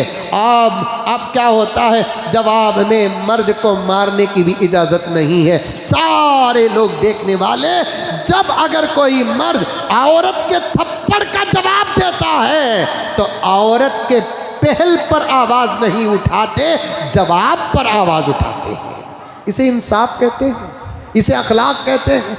कोई ये नहीं कहता। एक औरत को चाहिए था कि वो किसी को हाथ ना उठाए, चाहे वो सामी हो, चाहे वो मौलवी हो। औरत हाथ ना बढ़ाए ये कहने वाला नहीं होता, बल्कि ये कहने वाले साब हो जाते। देखो मौलाना ने एक महिला पर हाथ उठाया। अरे भाई, महिला पर हाथ पहल नहीं की, हाथ का जवाब तो दिया। और हम जानते हैं कुछ मीडिया वाले अपने अल्फाज को कितना हेर फेर करने का मलका रखते हैं। कुछ को मैं जोड़कर पेश कर रहा हूँ, कुछ को मैं भी तो कानून जानता हूँ, और मैं भी तो ला पढ़ा हूँ, और हमारे मदारिस अरबिया में ला पढ़ाते हैं, कभी फ़लसफ़ा पढ़ाते हैं, कभी मंतिक पढ़ाते हैं। कुछ मीडिया वाले अपने अल्फाज को फेरने का ज़बरदस्त मलका रखते हैं। मैंने एक मरतबा आपके सामने कहा था, जंगल में एक नौजवान गया, शेर आया। नौजवान अपने आप की हिफाजत में, उसके हाथ में जो हथियार था, अव्वल शेर को भगाने की कोशिश, है शेर भागया नहीं। तो फिर अपने आप को बचाने के लिए उसने क्या किया, अपने हाथ में जो चीज़ थी उसे उठाकर शेर को मार दिया। फौरन मीडिया आ गई। अब दूसरे दिन अखबारात में आ रहा है, मुसलमानों की दहशतगर्दी शहरों से निकलकर जंगल तक पहुंच गई, बेचारे शेर को एक मुसलमान ने मार दिया। अब दूसरे दिन एक लड़की जंगल को गई और एक शेर आ गया। अब उसने भी है शेर गया नहीं, उसके हाथ में जो हथियार था वही हथियार से उसने शेर को मार दिया। अब दूसरे दिन अखबारात में आता है, बहादुर लड़की ने शेर को हिम्मत के साथ मार दिया। यही तो होता है। और क्या होता है, कोई मसला उठता है तो उसकी इब्तिदा से लेकर इंतहा तक पहुँचो। मैं तो यहाँ तक कहता हूँ, खुदा करे कि 1-2-4 महीने या 1 साल के लिए अखबार भी बंद हो जाए, इंशाल्लाह मुल्क में शांति आ जाएगी। अखबार बंद हो जाए, मुसलमान है तो कुरान पढ़ता रहे, हिंदू है तो गीता व महाभारत पढ़ता रहे, ईसाई है तो बाइबल पढ़ता रहे, मंदिर को वो जाए पूजा पाठ करे, चर्च को जाए वो मोमबत्ती सिलगा दे, वो अपने अपने धर्म की बात है। और हम लोग मस्जिदों को आबाद करें, इंशाअल्लाह ताला बहुत बड़ा इनकलाब आ जाएगा। नफ़रतें आप खुद ऐसे पिघल कर ख़त्म हो जाएगी जैसे बर्फ पिघल कर ख़त्म होता है। बर्फ की हिफाजत के लिए फ्रीजें बना बना कर रखेंगे तो फिर बर्फ कैसे पिघलेगा। दुश्मनी की हिफाजत, नफ़रतों की हिफाजत हो रही है, अदावतों की हिफाजत हो रही है, तो फिर मुल्क से अदावत कैसे ख़त्म होगी, मुल्क से नफ़रत कैसे ख़त्म होगी, मुल्क से दुश्मनी कैसे ख़त्म होगी। मुझे भी बुलाते हैं बहस में लोग, मैं कहता हूँ कि नहीं साहब मुझे आना नहीं है, क्योंकि एक डिबेट आज तक पास नहीं हुआ है, तो फिर मैं आकर क्या करूँगा। नहीं, आप बयान में बड़े पॉइंट्स पेश करते हैं, ये अल्लाह का करम है साहब, ये अल्लाह का करम है। तो अभी मौलाना मुफ्ती सलमान अजहरी साहब का गिरफ्तारी हुई तो उस पर बहसें डिबेट में हो रही थी। एक डिबेट एक साहब ने मुझे भेजा तो मैंने देखा, एक मोहतरमा अभी जुमे के बारे में एक मोहतरमा कहने लगी कि जुमे का जो मजमा मुसलमानों का मस्जिद में जमता है, इसे ख़त्म कर दो। हाँ, अगर औरतों को मस्जिद में आने की इजाज़त होती तो मैं उस बहन को बुलाता, आप ज़रूर आइए, लेकिन पहली सफ़ में मत बैठिए, पीछे वालों की नमाज़ चले जाएगी। आप किसी किनारे में बैठिए, या नहीं तो अपने शौहर को भेजिए, अपने भाई को भेजिए। अब तो मुसलमान दाढ़ियों से इतनी दूर हो गए हैं कि इम्तियाज़ भी मुश्किल हो गया, फ़र्क भी मुश्किल हो गया। भेजिए ना, आइए, सुनिए उलमा क्या बयान करते हैं। बाज़ मस्जिदों, बाज़ क्या, अक्सर 90% मस्जिदों में तो 20 मिनट से ज़्यादा बयान नहीं होता, वो भी सिर्फ नमाज, रोज़ा, ज़कात पर बात कर देते हैं। बड़ी मुश्किल से 2-4 मस्जिदें या 10, 15, 20 मस्जिदें ऐसे होंगी मुल्क भारत में जो हालात पर बात करते हैं और मुसलमानों को और इस मुल्क के हिंदुओं को एक पैगाम देते हैं, जगाना चाहते हैं। इससे ज़्यादा जुमे के मौके पर होता क्या है, हम जिना के बारे में बोलते हैं, झूठ के बारे में बोलते हैं, विरोध करते हैं, हमारे नौजवानों को टोपियों के बारे में बोलते हैं, नमाज के बारे में बोलते हैं, ज़कात के बारे, रमज़ान आता है तो ज़कात के बारे में बोलते हैं, बकरीद आती है तो कुर्बानी के बारे में बोलते हैं, गरीबों की मदद कर। कोरोना आ गया तो और ज़्यादा मजबूत तकरीरें सदक़ात और खैरात के बारे में बोलते हैं। इससे ज़्यादा मस्जिदों में क्या होता है। वो एक मोहतरमा बोलकर ज़रा नाम कमा ली और एक मोहतरमा कहती है इन मुसलमानों को बाइकाट कर दो, इसलिए कि ये रहते हिंदुस्तान में हैं लेकिन फ़िक्र फ़लस्तीन की करते हैं। इन द मुंजी की तंजाउर की मंजा। मौलाना मुफ्ती सलमान अजहरी साहब का मसला क्या है और फ़लस्तीन का मसला क्या है, और बुलाकर बिठाया गया मौलाना के मसले पर बात करने के लिए, और उठा रही है फ़लस्तीन का मसला। हिंदुस्तान के मुसलमानों को फ़लस्तीन की फ़िक्र क्यों है? अरे है, रहेगी, और ये सबक हम छोड़ कर नहीं जाएंगे, बच्चों को पढ़ा कर जाएंगे। फ़लस्तीन से हमारा क्या ताल्लुक़ है? तुम जाकर देवबंद में पूछो, नदवा में पूछो, या हमसे पूछो। फ़लस्तीन मुल्क के आम ज़मीनों में से एक ज़मीन होती तो फिर तुम्हारा सवाल थोड़ा हम एक्सेप्ट करते हैं, लेकिन फ़लस्तीन वो ज़मीन है जहां हमारा आस्था है। एक हिंदू भाई, मिसाल के तौर पर हिंदू भाई कर्नाटक में रहता है और हिंदुस्तान में हिंदू भाइयों की बहुत सारी बड़ी बड़ी मंदिरें भी हैं, जैसे तिरुपति में तिरुमला है, जगन्नाथ है, कांजीपुरम की मंदिर है। यहाँ बड़ी अकीदत के साथ हिंदू भाई जाते हैं, किसी भी स्टेट का क्यों ना हो, जाते नहीं जाते हैं। अरे समझाना चाहता हूँ मैं, इसलिए समझाना चाहता हूँ मेरे भाइयों, इन बातों को इसलिए आपके सामने पेश करता हूँ। हमारे भी कुछ पढ़े लिखे लोग ठोकर खा रहे हैं। आओ ना, कहीं को हम ना फ़लस्तीन की फिक्र छोड़ बारे आ रहे, जाको चा मार लगेंगे।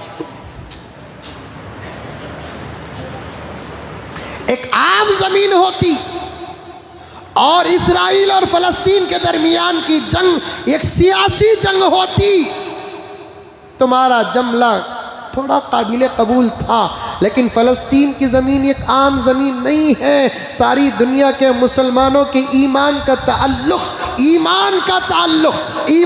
ताल्लुक़ फ़लस्तीन से जुड़ा हुआ है। उसी को बयान करने के लिए 8 जुमा से मैं इंतज़ार कर रहा हूँ, लेकिन मुझे मौका नहीं दे रहा है, हालात मुझे इजाज़त नहीं दे रहे हैं कि आम ज़मीन होती फ़लस्तीन की और इस्राइल और फ़लस्तीन की जंग एक सियासी जंग होती तो फिर तुम्हारा जुमला काबिल कबूल था। लेकिन फ़लस्तीन से हमारा एक आस था। उस औरत का सवाल का जवाब देना चाहता हूँ मैं। हिंदुस्तान में 20 से ज़्यादा बड़ी मंदिरें हैं, जहाँ जाना हिंदू किस्मत समझते हैं। मिसाल के तौर पर कर्नाटक के अंदर का एक हिंदू भाई, तिरुपति तो आंध्रा में है, स्टेट बदल गया, 300 किलोमीटर की तकरीबन मसाफत है। खुदा ना खास्ता अगर तिरुपति में कुछ हंगामा हो जाए तो क्या कर्नाटक के हिंदू तड़पेगा कि नहीं तड़पेगा? और उसका तड़पना सही है कि गलत है? अरे बोलो, मैं सिखा कर दिया आपको। हाँ, आप जो बोल रहे हैं वो जवाब सही है, लेकिन ये जवाब मैं सिखा कर दिया। इसी से पता चल जाता है कि हिंदुस्तान का मुसलमान कितना अमन परस्त है, कितना मजहब का लिहाज करता है। अगर तिरुपति में या उड़ीसा में, पूरी जिला, वहां इस आदिश का बयान भी हुआ। मैं मंदिर देखने के लिए गया, लेकिन वहां के कुछ लोगों ने मुझसे कहा कि अब आप ना आए, अब हमारे मंदिर का कानून बदल गया है, नॉन हिंदू को मंदिर के अंदर हम जाने की इजाज़त नहीं देते। और वहाँ जो सिक्योरिटी गार्ड्स थे, उन्होंने इतनी मोहब्बत के साथ हमसे बात किया। और मुझे जब लोगों ने कहा कि ये कर्नाटक से आए हुए हमारे गुरुजी हैं, वो मंदिर का देखना चाहते हैं, वो अपने ज़ुबान से कहे, वरना मेरी ज़ुबान का लफ्ज़ सुनकर आप कुछ बुरा न समझे। उन्होंने कहा कि मंदिर का दर्शन करने के लिए आए हैं वो। तो वो जो गॉड्स खड़े थे, उन्होंने कहा गुरुजी हम क्षमा चाहते हैं। अच्छे हिंदू, अच्छे मुसलमान, अच्छे ईसाई सब अखलाक वाले होते हैं। जो कच्चे होते हैं या अंदर के मुनाफिक होते हैं, सबका कैरेक्टर खराब होता है, सबका कैरेक्टर खराब होता है। अब मुझे गुरु के तौर पर पेश कर दिए और 7-8 लोग 2 कार से गए, और जो मेरा इकराम कर रहे थे वो इकराम के साथ लेकर जा रहे थे, उसे नोट किया, देखने वालों ने देखा। तो जब हम लोग मंदिर के दरवाजे के करीब पहुँचे तो गॉड्स आकर पूछने लगे कि क्या बात है। नहीं, हमारे गुरु आए हैं, कर्नाटक से आए हैं, जगन्नाथ तो हिंदुस्तान के मशहूर मंदिरों में से है, तो वो देखना चाहते हैं। तो उन्होंने कहा कि नहीं, कानून बन चुका है, नॉन हिंदू अब मंदिर के अंदर जा नहीं सकता। अब ये भी सामियों और पंडितों ने नतीजा निकाला है, औरतें भी बाज मंदिरों को जा नहीं सकती। आया नहीं आया है? और आज से 6-7 साल पहले वही हमारे मज़हब में औरतें मस्जिद को ना आने का कानून पेश करे तो उस पर विरोध करने लगे। वो क्या, मस्जिद को औरत नहीं जाना? अरे एक धर्म की जगह होती है, एक इबादत की जगह होती है। अब उन्होंने कहा कि गुरुजी हम आपसे क्षमा चाहते हैं, नॉन हिंदू को अंदर अलाउ नहीं है। हमने कहा कि जब कानून बन गया तो हम तोड़ते नहीं, बाहर ही से हम देखकर गुजर जाते हैं। तो वो जो गॉड था हिंदू था, और उसके साथ एक साथी भी खड़े थे जो सिल्क लिबास में। तो उन्होंने कहा कि बैठिए, कम से कम बैठकर तो चले जाइए बाहर ही की कुर्सी में। वो उसके अखलाक थे। मैं मिसाल देना चाहता हूँ कि उड़ीसा कर्नाटक में है, बेंगलुरु में है, गोरीपाले में है। उड़ीसा में एक ज़िला है पुरी, और वहाँ पर हिंदू भाइयों की मशहूर मंदिरों में से एक मंदिर है जगन्नाथ। अब उड़ीसा में कोई हंगामा हो, पुरी ज़िला में कोई हंगामा हो, मंदिर को खतरा होने का डर हो, तो कर्नाटक का हिंदू क्या खामोश बैठेगा? नहीं। कर्नाटक का हिंदू क्या खामोश बैठेगा? क्यों खामोश नहीं बैठेगा? अगर हम उस हिंदू भाई से कहें तू बैठ जा भाई, तू क्यों जाता है, वो तो वहाँ, अरे नहीं नहीं, मैं कर्नाटक का सही, तमिलनाडु का सही, केरल का सही, लेकिन मेरे आस्था और मेरे मज़हब का ताल्लुक़ उस मंदिर से है, इसलिए मैं भी उसकी हिफाजत के लिए जाऊँगा, उसकी हिफाजत के लिए तड़पूँगा। वही तो हमारी भी तबीयत है।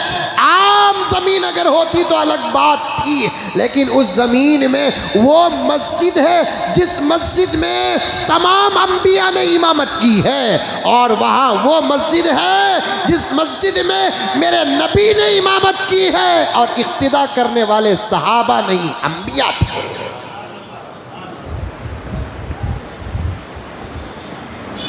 मेराज उसी मस्जिद से तो हुआ। मक्के से लेकर बैतुल मक़दिस तक नबी बुराक में आए,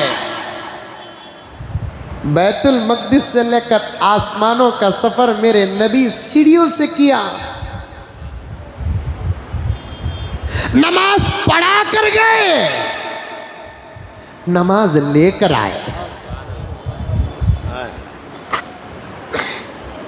नमाज पढ़ा कर गए, नमाज लेकर आए। तमाम नबियों के इज्तिमा की जगह है बैतुल मक़दिस और फ़लस्तीन। हमारे यहाँ दावत व तबलीग के इज्तिमात चलते हैं, कभी होसकोटा में, कभी कंगेरी में, कभी यहाँ व वहाँ। और इस इज्तिमा में कौन जमा होते हैं? हम जमा होते हैं, गुलामान अंबिया जमा होते हैं, गुलामान मोहम्मद जमा होते हैं। ऐसा एक इज्तिमा ज़मीन में हुआ, वो इज्तिमा मक्के में भी नहीं हुआ, वो इज्तिमा मदीने में भी नहीं हुआ। अगर हुआ तो फ़लस्तीन में हुआ। कैसे? 1,20,000 पर 3,990 पर 9 अंबिया आए, मेरा नबी गया। तमाम अंबिया की इमामत मेरे नबी ने किया है। जब इतना गहरा ताल्लुक़ हमारे ईमान और आस्था का फ़लस्तीन से है, तो फिर हिंदुस्तान का मुसलमान फ़लस्तीन की फ़िक्र नहीं करेगा तो क्या तुम्हारे घर की फ़िक्र करेगा? पागल पागल। हम फ़लस्तीन को नहीं छोड़ेंगे। अगर इजाज़त होती तो अब तक फ़लस्तीन में मुसलमानों की तादाद का आलम ही कुछ और होता। हमने हमारे मुल्क के कानून का लिहाज रखा है। हमारा मुल्क कहता है कि तुम न जाओ वहाँ पर, वहाँ की हुकूमत, वहाँ के लोग, वहाँ के बाशिंदे संभाल लेंगे, तुम सिर्फ यहाँ से दुआ करो। तो हम दुआ कर रहे हैं। अगर हमारे मुल्क की हुकूमत, हम कानून का रक्षा करने वाले हैं, कानून तोड़ने वाले नहीं हैं। अगर फ़लस्तीन को जाने की इजाज़त आप दो, सारी दुनिया के मुसलमान जब वहाँ पहुँचेंगे ना, तो फिर इसराइल भीख मांगने लगेगा। नहीं भाई, हमको मत मारो, कम से कम दुनिया में रहने की ज़िंदगी का मौका तो दे दो। लेकिन मौलाना मुफ्ती सलमान अजहरी साहब के मसले में फ़लस्तीन को लाकर जोड़कर मुल्क के हिंदू और मुसलमान भाइयों को भड़काया जा रहा है। ये नफ़रत नहीं तो और क्या है? ऐसे हर आदमी को गिरफ्तार करना चाहिए जो हिंदू मुसलमान को लड़ाता है, जो सवाल पैदा करता है, जो जवाब देता है। हाँ, एक भूल हुई मौलाना मुफ्ती सलमान अजहरी साहब से कि उन्होंने कुत्तों का लफ्ज़ इस्तेमाल करके, शेर शायरी का एक मलका होता है, आज इसको भी कुछ ताल्लुक़ है, लेकिन मैं उसके पीछे ज़्यादा नहीं पड़ता, इसलिए कि हमारा अपना कोई रास्ता है। जब वहाँ कुत्ते इस्तेमाल किए तो इधर शेर इस्तेमाल कर देना था, बात जानवरों में चले जाती थी।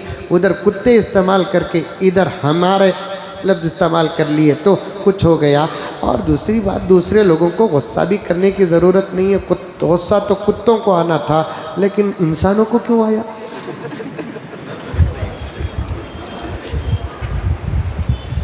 समझ में आई बात है? हम हमारे धर्म का पालन करते हुए हर धर्म की हम इज्जत करते हैं, हर धर्म से मोहब्बत करते हैं। आप नहीं समझते, हम अल्लाह से सिर्फ यही दुआ करते हैं कि अल्लाह हमारी मोहब्बतों को दुश्मनों तक पहुंचा दे, हर मज़हब तक पहुंचा दे। मुल्क को इस वक्त दौलत की ज़रूरत नहीं, मुल्क को इस वक्त मोहब्बत की ज़रूरत है। मुसलमानों, आपको आज एक ज़िम्मा देता हूँ, दिन में 5-10 मिनट तो हमारे मुल्क के अमन व अमान के लिए दुआ करो। जब भी दुआ के लिए हाथ उठे तो मुल्क के लिए दुआ करो। अल्लाह का वास्ता देता हूँ, नस्लों को, ये मासूम बच्चों को देखो, इन पर नज़र डालो, इनके साथ हम कब तक रहेंगे? एक 15 साल का साथ रहेगा, 20 साल का साथ रहेगा, 25 साल का साथ रहेगा। वक्त आएगा हमारे बड़ों की नकल और असल पर अमल करते हुए हम चले जाएंगे, इन बच्चों को छोड़ कर जाना पड़ेगा। मुल्क में अमन, शांति, प्यार, मोहब्बत ना हो तो हमारे इन बच्चों का क्या होगा? इन बच्चों का क्या होगा?